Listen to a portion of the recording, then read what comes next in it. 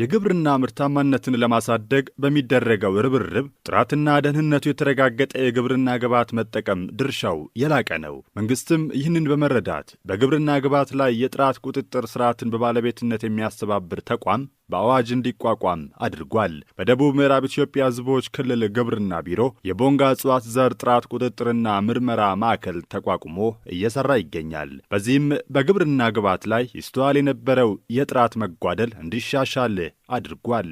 ለአብነትም ዘሮች የጥራት ደረጃቸውን ጠብቀው መመረታቸውን ይከታተላል፣ ያረጋግጣል። እንዲሁም ከጥራት ደረጃ በታች ሆነው ሲገኙ ጥቅም ላይ እንዳይውሉ ያደርጋል። በህገወጥ የግብርና ግብዓት አምራችና አቅራቢዎች ላይ ክትትልና ቁጥጥር በማድረግ ወደ ህጋዊነት እንዲመለሱ ከማድረግ በተጨማሪ የጥራት ደረጃ መስፈርትን የጠበቁ መሸጫና ማከማቻ መጋዘኖች እንዲገነቡ ይከታተላል። አስተማማኝ ዘር እንዲመረት ቁጥጥር ያደርጋል። ከአርሶ አደር ማሳ እስከ መጋዘን ያሉ ዘሮችን ይመረምራል፣ ያረጋግጣል። ሰላም ጤና ይስጥልን ውድ አድማጮቻችን፣ በዛሬው ዝግጅታችን በደቡብ ምዕራብ ኢትዮጵያ ሕዝቦች ክልል ግብርና ቢሮ የቦንጋ እጽዋት ዘር ጥራት ቁጥጥርና ምርመራ ማዕከል ለዘር አምራች ባለሙያዎች ስለ ሰብል ዘር አመራረትና ጥራት ቁጥጥር ላይ የሰጠውን ስልጠና በሚመለከት ያዘጋጀነውን መሰናዶ እናስደምጣችኋለን። ሀብታሙ ታደሰ ያዘጋጀውን ፕሮግራም እኔ ዳንኤል መኩሪያ ከቴክኒክ ባለሙያችን ዮናስ ቶማስ ጋር በጋራ በመሆን ወደ እናንተ እያደረስን እንቆያለን። እስከ ፍጻሜው መልካም ቆይታ። ዘር ከፍተኛ ጥንቃቄ የሚሻ ጉዳይ በመሆኑ የዘር ጥራትን በዘላቂነት በማሻሻል በጥራት፣ በአይነት፣ በብዛትና በወቅቱ ለተጠቃሚው እንዲደርስ ቅንጅታዊ አሰራርን ማጠናከር አስፈላጊ ነው። ጠንካራ የጥራት ቁጥጥር ስርዓት መገንባት እንዳለበትም እንዲሁ። ለዚህ ደግሞ ከክትትልና ቁጥጥር ስራ ባሻገር በዘር አምራች ድርጅት ውስጥ የሚሰሩ ባለሙያዎችን አቅም በተከታታይነት ማጎልበትም ይገባል። የደቡብ ምዕራብ ኢትዮጵያ ሕዝቦች ክልል ግብርና ቢሮ የቦንጋ እጽዋት ዘር ጥራት ቁጥጥርና ምርመራ ማዕከል ዋና ዳይሬክተር አቶ ተፈሪ ወልደ ሚካኤል የማዕከሉ ዋና ተግባር የዘር ጥራት መቆጣጠርና ምርመራ ማድረግ መሆኑን ተናግረዋል። በግል ባለሀብቶችም ሆነ በመንግስት ተቋማት የሚዘጋጀውን ዘር እስከ ማሳ በመውረድ ክትትል እንደሚደረግም ጠቁመዋል። ብቸኛ ማዕከል ነው ደቡብ ምዕራብ ላይ። ይሄ ማዕከል ተጠሪነቱ ለክልል ግብርና ቢሮ ነው። ይሄ ማዕከል በዋናነት የእጽዋት ዘር ላይ ጥራት ቁጥጥር ነው የሚያደርገው። ጥራት ቁጥጥር ሲያደርግ ከ2007 ጀምሮ ወደ ስራ ከገባ በኋላ በተለይ ዘር አምራች ከሆኑ የግል ባለሀብቶች አሉ፣ የመንግስታዊ ድርጅቶች አሉ፣ ወይም ተቋማት የምንላቸው የቀድሞ ደቡብ ምርጥ ድርጅት እዚህ ዘር ማምረት ውስጥ አለ። አሁን በቅርብ ጊዜም የተቋቋመው የደቡብ ምዕራብ ምርጥ ድርጅትም እንደዚሁ ዘር ያመርታል። ሌሎች የግል ባለሀብቶች እንደዚሁ ዘር ያመርታሉ። በተለይ የእጽዋት ዘር ምርት ጥራት ነው። ጥራት በሁለት መንገድ ነው የሚካሄደው። አንደኛ የማሳ የዘር ጥራት ቁጥጥር ስራ እናካሄዳለን። ሁለተኛ ደግሞ በላቦራቶሪ ደረጃም እንደዚሁ እንፈትሻለን ማለት ነው። በእጽዋት ዘር አምራቾች ዘንድ የሚስተዋሉ የክህሎት ክፍተቶችን ለመሙላት ማዕከሉ በየጊዜው ድጋፍና ክትትል ያደርጋል። ስልጠናው የእጽዋት ዘር አምራቾች የጥራት ደረጃቸውን የጠበቀ ዘር እንዲያዘጋጁ የባለሙያዎችን አቅም ለማሳደግ ታስቦ መዘጋጀቱን ዋና ዳይሬክተሩ ተናግረዋል። የዘር አመራረት አያያዝና የማሰራጨት ሂደትን በአግባቡ ተረድተው ተግባራዊ እንዲያደርጉ ለማስቻል መሆኑንም አክለዋል። ዘር የሚዘጋጅ ከሆነ የግል ባለሀብቱም ይሁን እነዚህ ድርጅቶች ዘር በምን አይነት መንገድ እያዘጋጁ እንደነበረ በየጊዜ በየዓመቱ ገመግማል። አንደኛ ማሳቸው ላይ ደርሰን የጥራት ቁጥጥር ስራ እንሰራለን። ቀጥለን ናሙና አምጥተን በላቦራቶሪ እንፈትሻለን፣ ውጤቱን ገልጻለን። በዚህ ሂደት ላይ ያጋጠሙ ችግሮች አሉ፣ ጥንካሬዎች አሉ። እነዚህን በእያንዳንዱ ዓመት እንደዚሁ የጋራ መድረክ አለን። በዚህ መድረክ ላይ ሁለት ስራ ነው የምንሰራው። አንደኛው ጥራትን ሊያስጠብቁ የሚችሉ የተቀመጡ ግብርና ሳይንስ ላይ ስልጠና እንሰጣለን። በተለይ የግብርና አግሮኖሚ ስራ፣ ዘር እንዴት ይመረታል፣ ዘር በምን አይነት መንገድ ይያዛል፣ በምን አይነት መንገድ ይሰራጫል የሚለው በአጠቃላይ እዛ ውስጥ ብዙ ዝርዝር ነገር አለው። ይህን ዝርዝር ሳይንስ ስልጠና እንሰጣለን። አንዱ ይሄ። ሁለተኛ ደግሞ ክፍተቶቹን አፈጻጸም እንገመግምና ያጋጠሙ ችግሮች ላይ ተወያይተን ቀጣይ እነዚህ እንዲፈቱ እናደርጋለን። ይሄን ታሳቢ አድርገን ነው እየሰራን ያለ ነው። ዛሬም እየተሰጠ ያለው ስልጠና ለባለድርሻ አካላት፣ ቅድም ላልኳቸው ባለድርሻ አካላት፣ አንደኛ በዘር ማምረት በእኛ ክልል ውስጥ በስድስቱም ዞን ውስጥ ያሉ ዘር አምራቾች አሉ። እነዚህ ዘር አምራቾች ጋር ነው ስልጠና የተሰጠ ያለው። ዓላማውም ቅድም ያልኩትን መሰረት በማድረግ የተሰጠ ያለ ስልጠና ነው ማለት ነው። ከዚህ ቀደም ዘር ከሌላ አካባቢ ሲመጣ እንደነበር ያነሱት አቶ ተፈሪ አሁን ላይ በክልሉ የበቆሎ፣ ሩዝ፣ ስንዴ፣ ማሽላና ሌሎች የእጽዋት ዘር እየተመረቱ ይገኛል። በዚህም ከክልሉ አልፎ ለሀገር ተደራሽ የሚሆን ዘር ለማምረት ግብ ተይዞ እየተሰራ መሆኑንም አቶ ተፈሪ ይናገራሉ። እርግጠኛ ሆኜ መናገር የሚችለው ጥራት የጠበቀ ዘር ማምረት ከጀመርንበት ጊዜ ጀምሮ ክልላችን ከዚህ ቀደም ከሌሎች አካባቢዎች ነው ዘር ሲያስመጣ የነበር በአብዛኛው።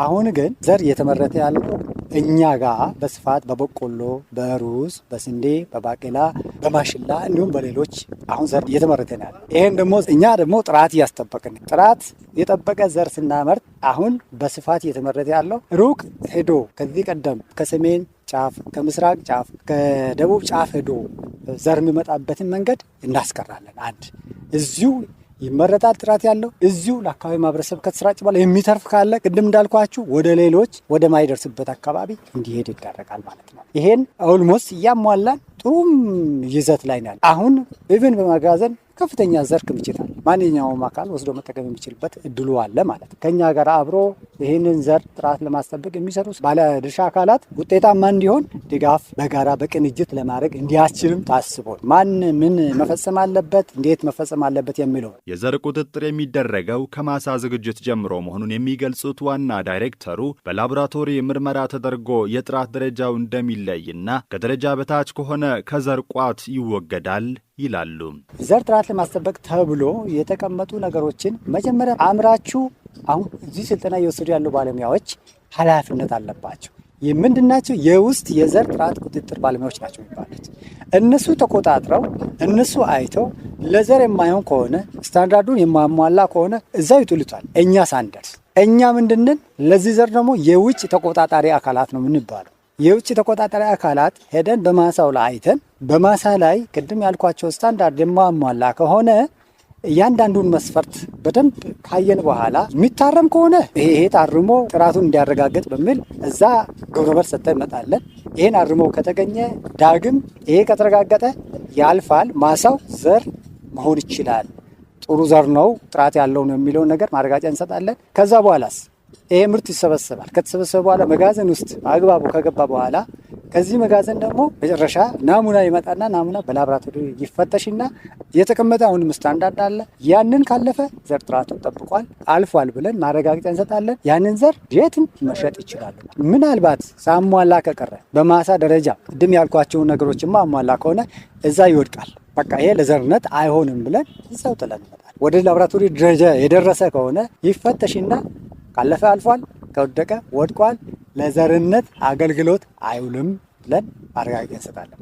ከዛ በኋላ በምንም አይነት ወደ ዘር ቋት አይገባም፣ ዘር ሆኖ ማይሰራጭም ማለት ነው። ምንድን ነው የሚደረገው? ከዛስ ማይሰራጭ ከሆነ ሊባል ይችላል። ምናልባት ኬሚካል የታሸ ከሆነ ይሄ ዘር ከወደቀ በሕጉ መሰረት እንዲቀበር ወይም እንዲቃጠል፣ ለምን እንስሳትንም ሰውንም ቀጣይ መጠቃላይ ያለውን አጠቃላይ ሁኔታ ሊረብሽ ስለሚችል፣ ስለዚህ ወደ ጥቅም አይውልም ማለት ነው። ስለዚህ ይወገዳል ማለት ነው። ከጊዜ ወደ ጊዜ የክልሉ የዘር ብዜት ስራ እያደገ መምጣቱን የሚናገሩት ዋና ዳይሬክተሩ አሁን ላይ ከ2000 ሄክታር በላይ መድረሱን ጠቁመዋል። ማሳ ማሳደግ ብቻ ሳይሆን በግልም ይሁን በተቋማት አምራቾች የሚመረተው ዘር ጥራቱን የጠበቀ እንዲሆን ትኩረት መሰጠቱን በማከል የግብርና ስራ ዋና ግቡ ምርትና ምርታማነትን ማሳደግ በመሆኑ ለዚህ ደግሞ ዘር በጥራትና በብዛት መቅረብ እንዳለበትም በመናገር 2007 ላይ 200 ሄክታር ነው የጀመረው። አሁን ወደ 2488 ሄክታር በላይ አድርሰናል። ይሄ አንደኛ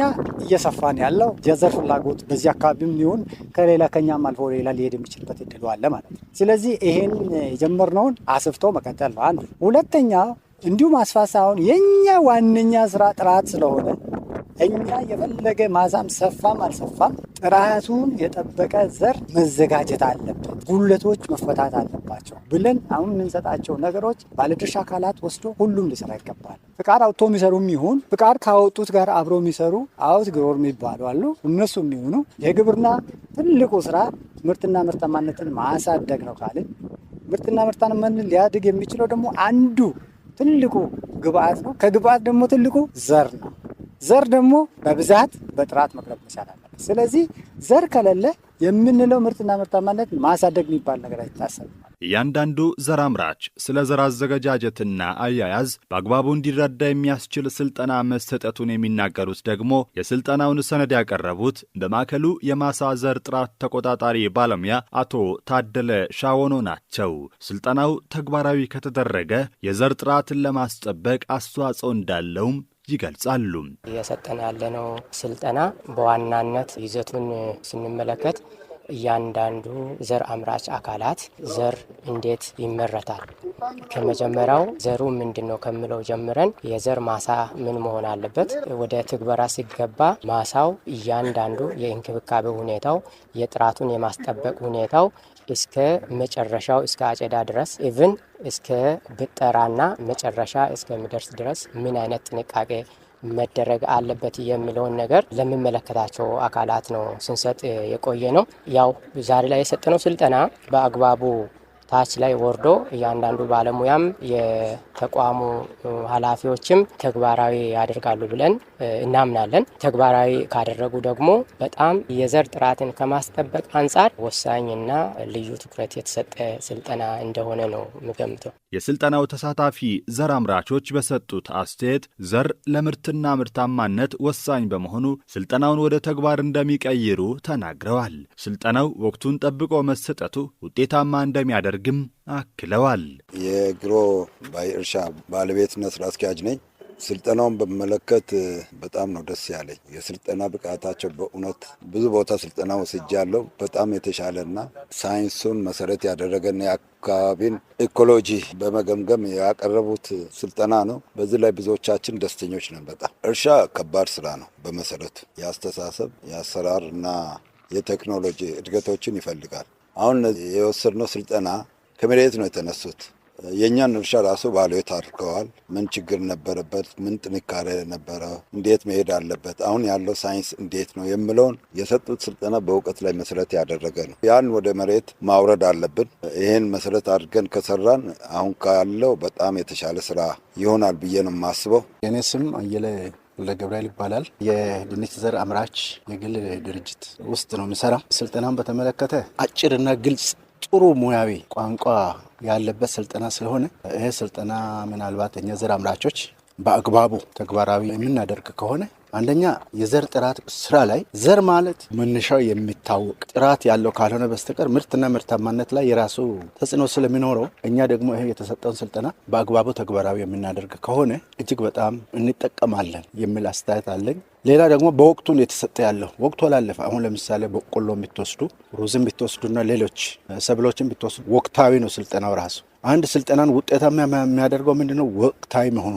ስለዚህ ይሄኛው በወቅቱ እየተሰጠ ስለሆነ ጥሩ ውጤት ያስመጣል ብዬ አስባለሁ። የግብርናውን ዘርፍ ምርትና ምርታማነት ለማሳደግ ከተፈለገ የዘር ጥራት ላይ ትኩረት መስጠት ይገባል ያሉት አስተያየት ሰጪዎቹ የማሳ ክትትልና ቁጥጥር ስራ ላይ ትኩረት እንደሚሰጡም ይናገራሉ።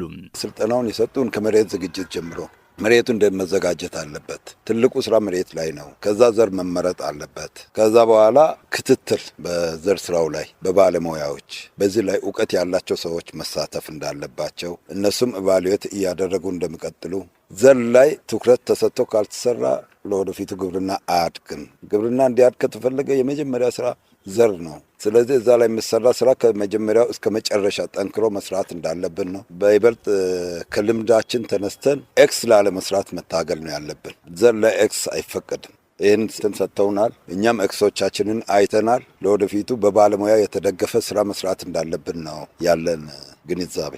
ዘር አምራች የተወሰነ ትርፍ አግኝተን፣ ሁለተኛው ደግሞ ይሄ ምርጥ ዘር ደግሞ ለአካባቢው ተደራሽ እንዲሆን በስፋት እንዲሰራ ከማድረግ አኳያ የሚጠበቅብን ነገር ምንድን ነው? አንደኛ አሁን የተሰጠውን ከዚህ በኋላ የሚሰጠውን ስልጠናዎችን በአግባቡ ተግባራዊ ማድረግ። ሰምተን ካለፍን አንጠቀም፣ ውጤታማም አንሆንም፣ ለአርሶ አደርም አናደርሰውም። ይህንን ዘር እኛም አንጠቀምም፣ ትርፋማ አንሆንምና በጣም ተግባራዊ ማድረጉ ላይ ትኩረት ብናደርግ ጥሩ ነው። በተለይ የበሽታ ክትትል ብዙ ጊዜ አርሶ አደሩን የሚያከስረው ምንድን ነው? በጣም ቀላል የሚመስሉ በሽታዎች ነገር ግን እያደሩና እየዋሉ ሲሄዱ ማሳውን ከጥቅም ውጭ የሚያደርጉ በሽታዎች አሉ። በሽታ ሊያመጡ የሚችሉ ደግሞ የአረም ቁጥጥር ማድረግ። ቫይረስ መድኃኒት የለም፣ ነገር ግን አረምን በመቆጣጠር ብቻ ቫይረሱን መቆጣጠር ይቻላል። ለምንድን ነው? ቬክተሮች አሉ ቫይረሱን የሚሸክሙ አረሙን ምግብ አድርጎ ዋሻ አድርጎ ይሄን ቫይረስ ሊያሸጋግሩ የሚችሉ ተባዮች ስላሉ አረም ቁጥጥር ላይ በወቅት መዝራት ላይ መስራት ላይ ከተጋን ውጤታማ እናደርጋለን፣ እኛም እንጠቀማለን የሚል አስተሳሰብ ስላለን በዛ ላይ ትኩረት ማድረግ ይገባናል ብይላል። ከዘር አቅርቦት እጥረትና ከጥራት ጋር ተያይዞ ሊነሱ የሚችሉ ችግሮችን በዘላቂነት ለመፍታት የዘር አምራች ማዕከላትን አቅም ማሳደግና መደገፍ እጅግ አስፈላጊ ነው። የምርጥ ዘር አቅርቦት ለግብርና ሽግግር ወሳኝ በመሆኑ ግብርና በእውቀት መመራት ይገባዋል። የዘር ጥራት ጉድለት ከአርሶ አደሩ አልፎ እንደ ሀገር በኢኮኖሚ ላይ የሚያሳድረው ተጽዕኖ በቀላሉ የሚታይ ጉዳይ አይደለም። ለዚህ ደግሞ ዘር አምራቾች እውቀትና ቴክኖሎጂን በመጠቀም አርሶ አደሮችን ለውጤት የሚያበቃ ጥራቱን የጠበቀ ዘር በማምረት ማቅረብ ይጠበቅባቸዋል። ምርጥ ዘር በወቅቱ በአይነት በብዛትና በጥራት ለተጠቃሚው ማቅረብ ከተቻለ የክልሉን የሰብል ምርታማነት ማሳደግ ይቻላል። በዘር አምራቾች የሚታዩ አጠቃላይ ሂደቶችን በመገምገም እንደ ክልል ጥራት ያለው ዘር ለማቅረብ የሚደረጉ ጥረቶች አበረታች በመሆናቸው ተጠናክረው ይቀጥሉ እያልን የዛሬውን ዝግጅታችንን በዚሁ ቋጭተናል። ሀብታሙ ታደሰ ያዘጋጀውን ፕሮግራም እኔ ዳንኤል መኩሪያ ከቴክኒክ ባለሙያችን ዮናስ ቶማስ ጋር በጋራ በመሆን ወደ እናንተ እያደረስኩ ቆይቻለሁ። በያላችሁበት ሰላም